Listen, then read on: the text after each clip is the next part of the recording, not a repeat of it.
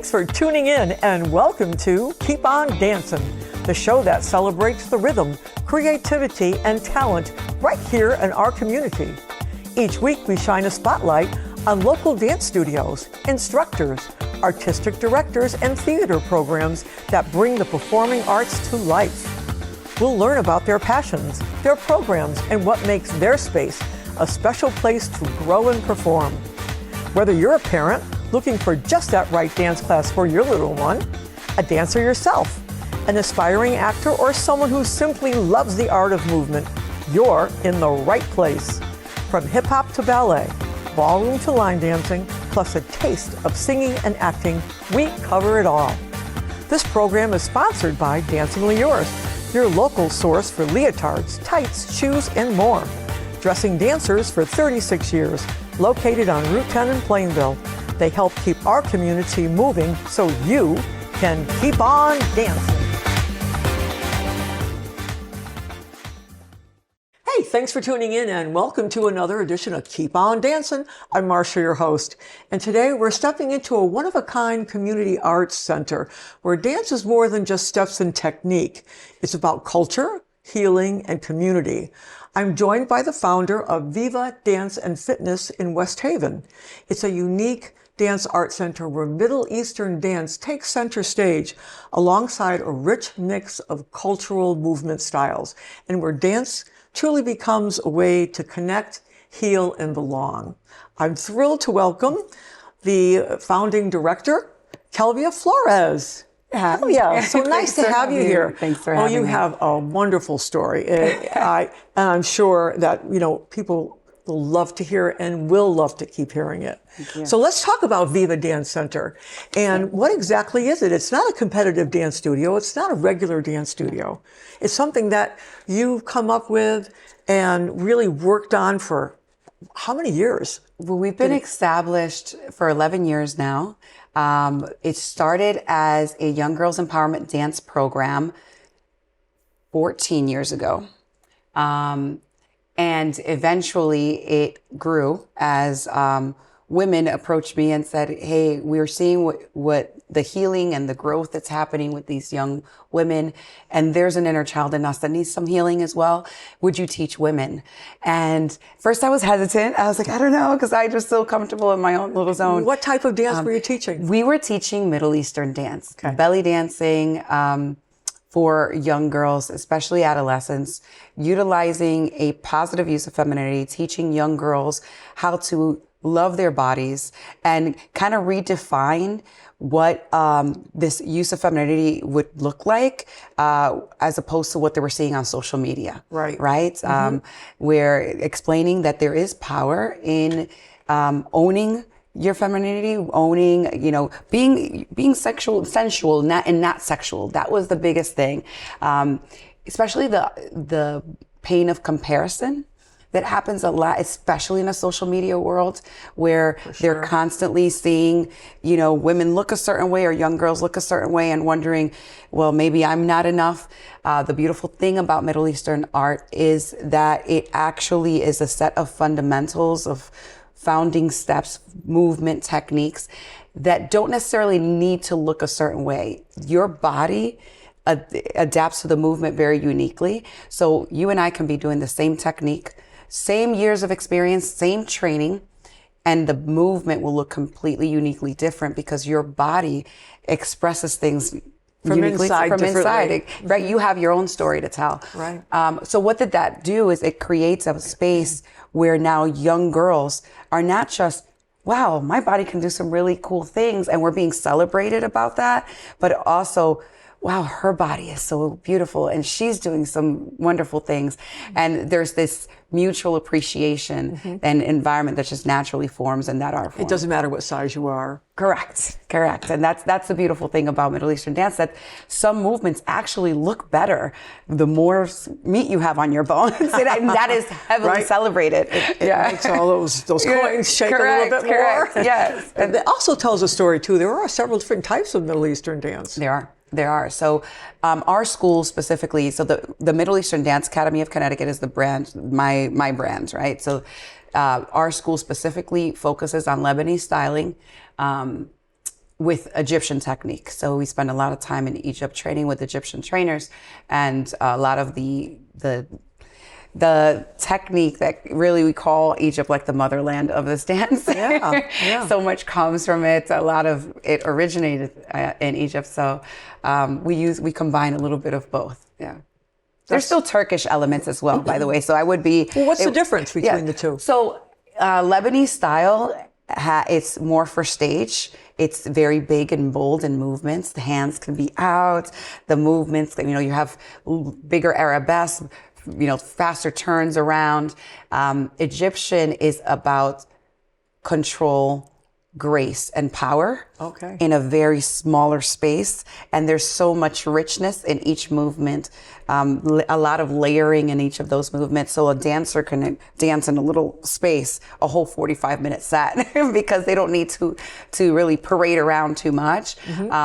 For Lebanese style, it's all about the glam and the show and really the impact and the theatrics of it. So you're using a broader stage. That's what I think most people, think of when they think of Middle Eastern dance. I really think they think of belly dancing and all that, the broad movement and the wide movements and the flowing. Yes, and belly dancing, it's important for people to understand that belly dancing is a term that is more Western. It's not recognized so much in the East. In the Middle East, it's Raqs Sharqi or Raqs Baladi, dance of the country. So it became belly dance when foreigners started coming and they saw the movement. They were like, oh, she's moving her belly. Let's do belly dance. But the concept of belly dance, that's not really the name. It's like, wait, you mean Raqs Baladi? You mean dancing of our culture? Yes. Let's get back to the Viva Dance Center for a second. I know that Middle Eastern dance is part of that. That's in one location in the building. But there's also couple of other spaces that you, not necessarily you rent out, or you invite other artists to come in and showcase their style, their movement, whatever it may be. So I originally started with the Middle Eastern Dance Academy and then received an opportunity to rent the space where I was or pretty much take over the building of where I was renting an hour a week or what have you.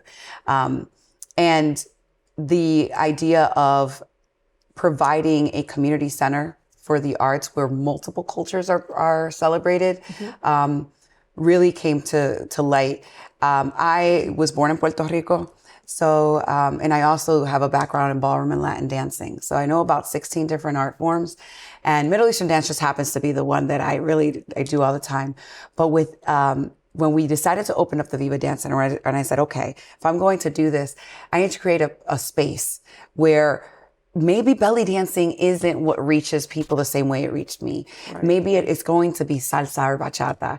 Maybe it'll be Afro-Puerto Rican bomba or Zumba. Maybe it's just a fitness element that needs to be incorporated, or stretch and yoga and those kind of things, right? Yeah. So the Viva Dance Center is a community center for the arts. It is a standalone building. And I didn't want to put the Kelvia Center, I didn't want to put my face at the forefront. It really is about community. So that's one of the reasons why it needed to be named like Long Live Dance and Fitness. May that live way past me, right? So we have that space. And then I reached out to other collaborators, other companies.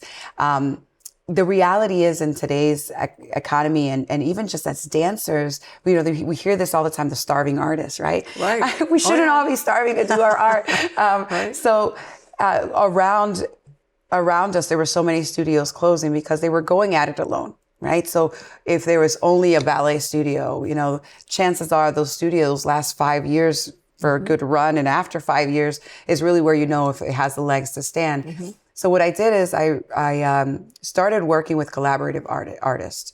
And all of these artists are directors of their own program. We have Movimiento Cultural, which is a 501c3. They've been established for 10 years. They handle all the Puerto Rican cultural art forms in our building. We have Zumba by Suhaili, and she's been a pillar in the Zumba community here in Connecticut for many, many years. and she handles all things related to Zumba and fitness. We also have other art forms like impact dance, where they handle ballet and things of that sort. And we have other collaborating artists that we bring in and out throughout, but those are kind of like our core, plus the Middle Eastern Dance Academy. So when we put all of our talents together, we really create the Viva Dance Center. And the Viva Dance Center, a person could come in and try out all the different art forms in one space. And then if they really fall in love with one and that's what they want to focus on, then they work directly with that director and they continue doing, training in that art form specifically with that team, right? Most of the times what happens is they just love the community and the richness of all the cultures. So then they enroll with the Viva Dance Center as a community center. And then that's pretty much how we keep the lights on, right? Those enrollments feed the building so that we all as directors can continue to run our programs. So if I wanted to come into your center, I would enroll with Viva and pay a certain fee, and I would be able to go to any class that I wanted to take? Correct. So and just for that one enrollment, I could take classes. Wow. So we have, especially in the beginning, we start you off with an intro, a new client trial pass. Your first semester is discounted. It's meant just for you to go in and just jump in and try as much. Sometimes, you have interest in things, you just don't really know. It's like, oh, well, what is that like? What is that like? Yeah. Well, let's make it accessible to you so you can really try it and try it out for several months and see if it really is something that you connect with. Also, we can come into things with all the great intentions in the world, but then our schedules and our lives don't jive. So let's see how we can fit dance and fitness into your lifestyle.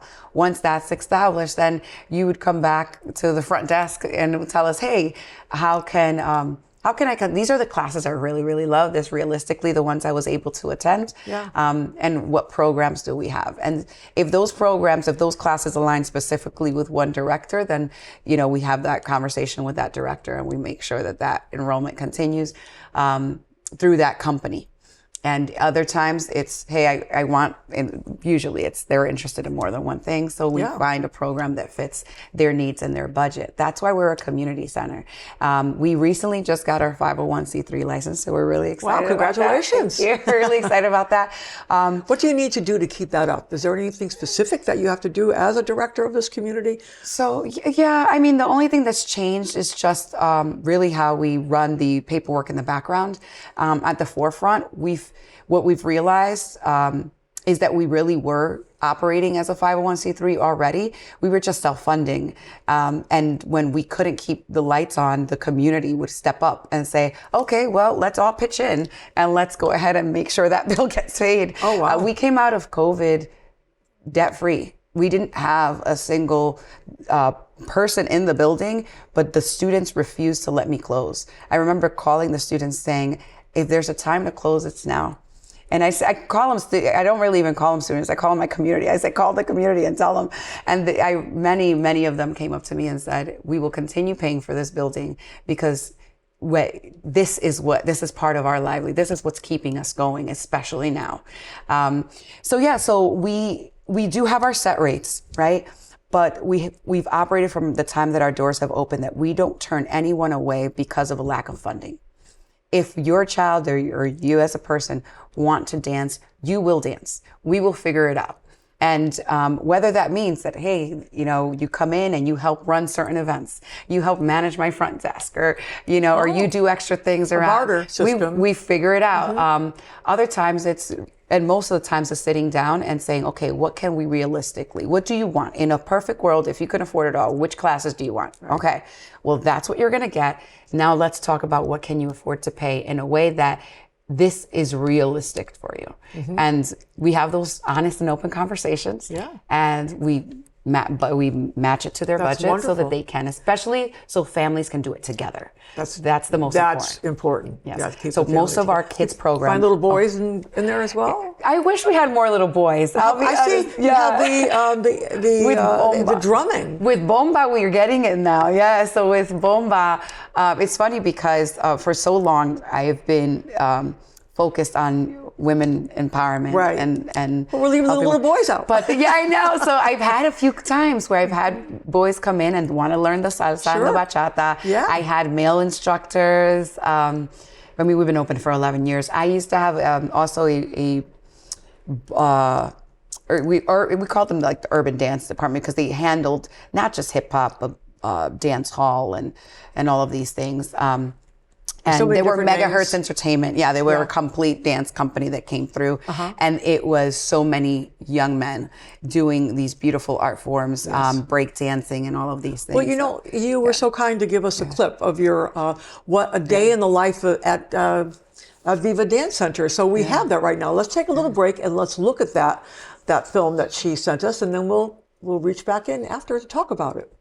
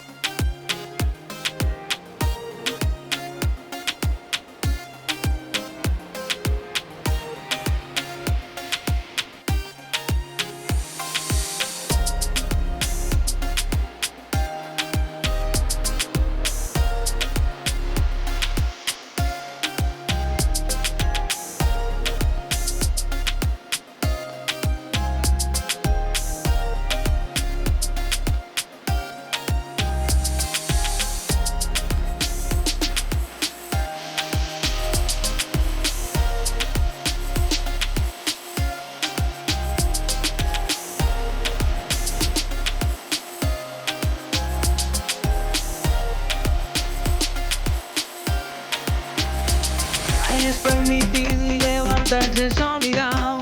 No tienes piedras al vecino si de cristal es tu teclado. Pero que la gran no te asusta, nunca te morderá.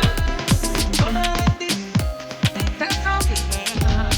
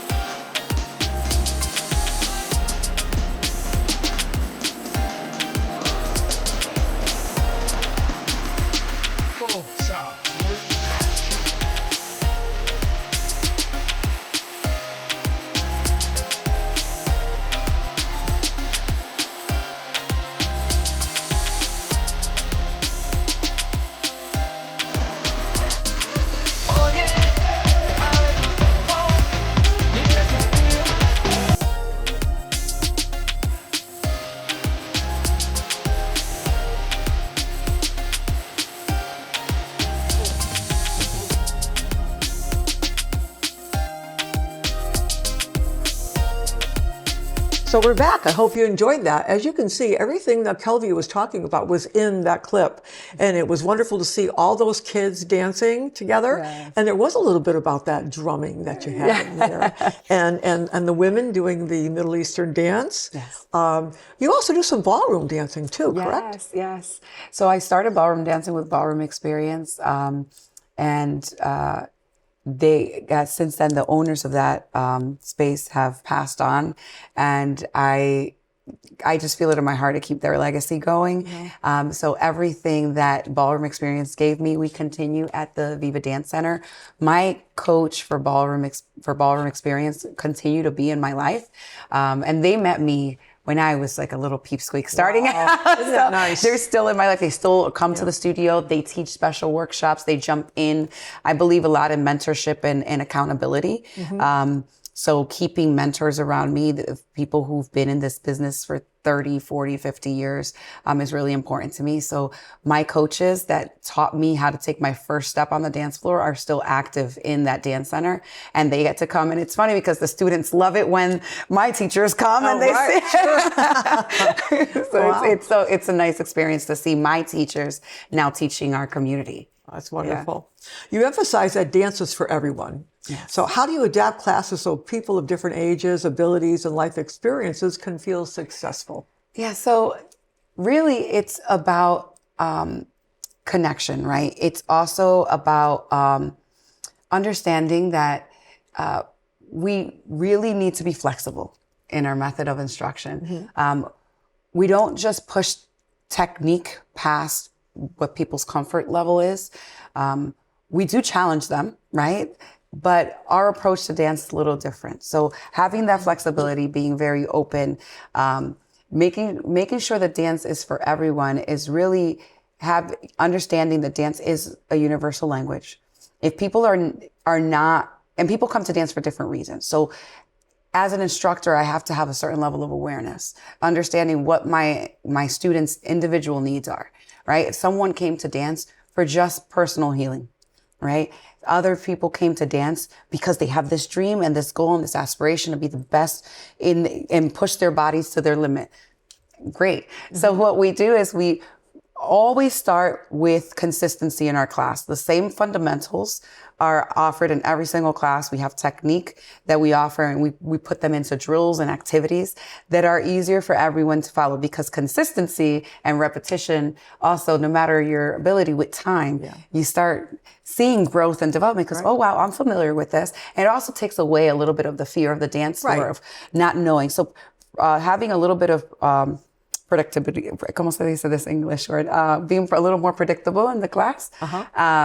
Well, they're more sure of themselves. Right. They come in and they already understand that there's a method of instruction and a format. So after class 2 or 3, they're already expecting this flow. And then we do certain movements and certain drills that are comfortable for everyone in the room. The way we do that is we also provide ability to modify certain steps. So as I'm instructing, I would say, okay, and we're going to take this step and we're going to go down and we're going to roll here. Those of us that do not wish to do that, some days my own body, I don't feel like I'm doing that. Right. So I am going to now, instead of rolling, I'm going to do a turn and a lift. And that contrast on stage is going to look beautiful because we all need to be our own and be, be unique. And let's see how beautiful that looks on the stage. Right. So having that, and then as I'm drilling that class, if I'm doing the step more than one time or the sequence more than one time, I'm taking turns. I'm doing it one way, full out for the people who are doing the turns and the lifts and then I'm doing the ones they have the modified steps, and I'm doing that modified step full out so they can see how elegant and how professional dancing can take form in many different ways. Like you're not less just because and they you're don't feel choosing. bad because they can't do it all. Correct. Yeah. So it's just flexibility, adaptivity, awareness of your students. So your studio is described as trauma informed. Yes. What does that mean? And how does that set in with the movement of the dance side? Yeah, so trauma-informed pretty much means understanding that the body holds memory, knowing that movement can also ignite real complex emotion, can bring out emotion in people. So being aware of those things, making time to pause. We do a lot of cultural education as well. So if we're doing a dance, whether it be in bomba or in Middle Eastern dance, we're explaining the message of the song.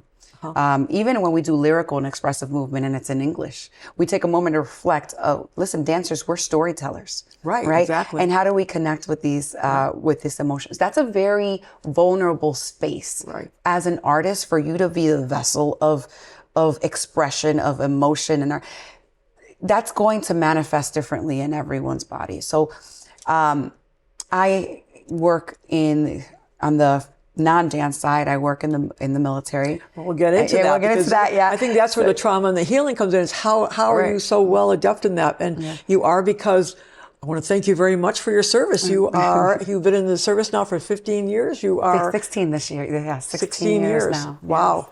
Yeah. And so you are the Army Reserves? Army National Guard.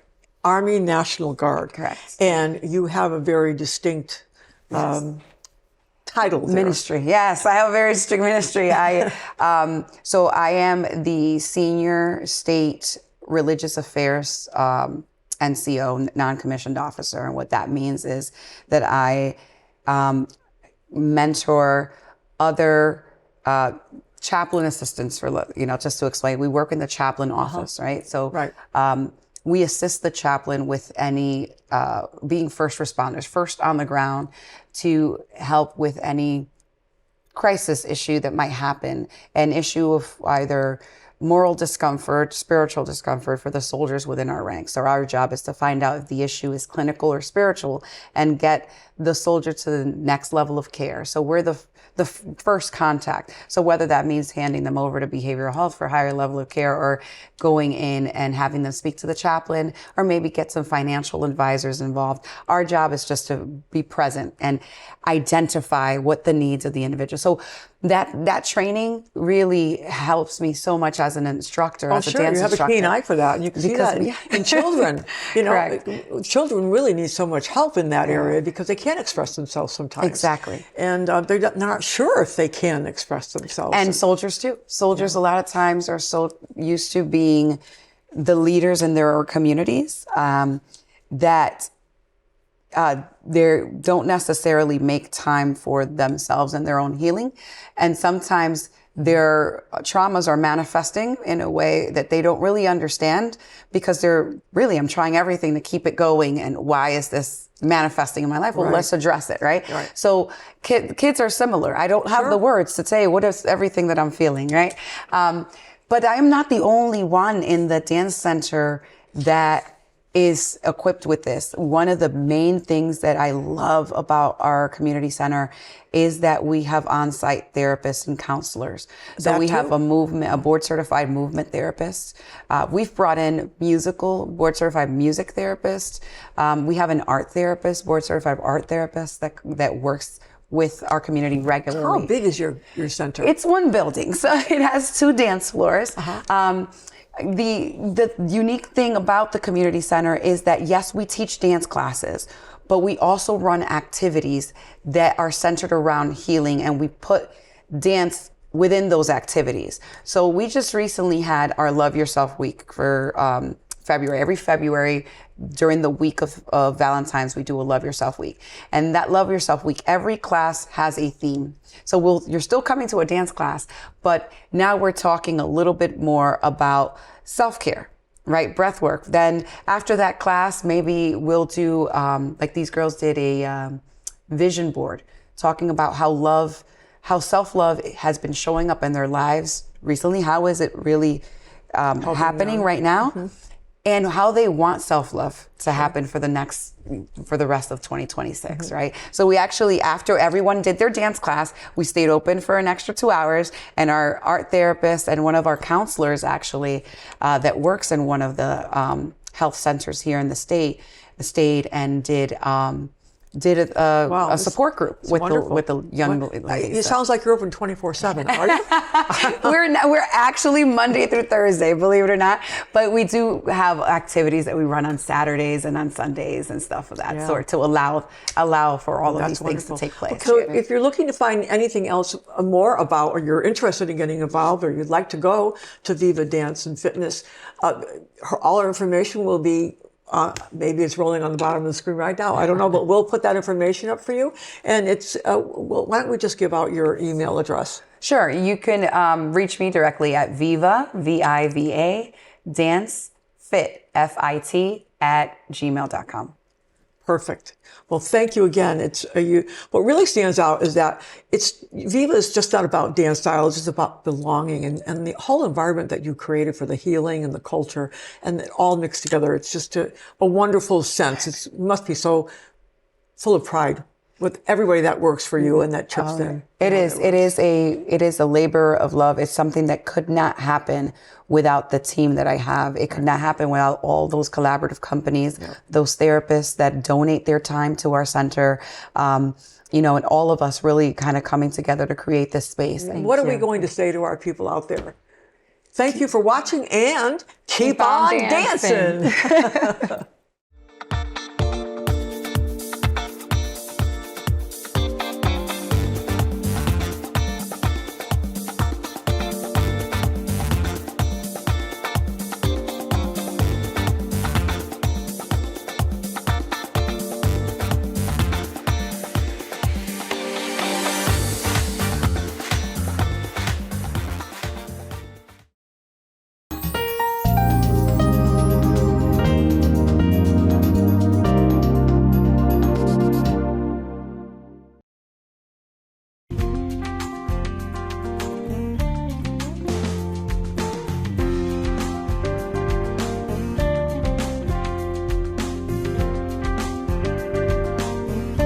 us on Instagram at nutmeg.tv.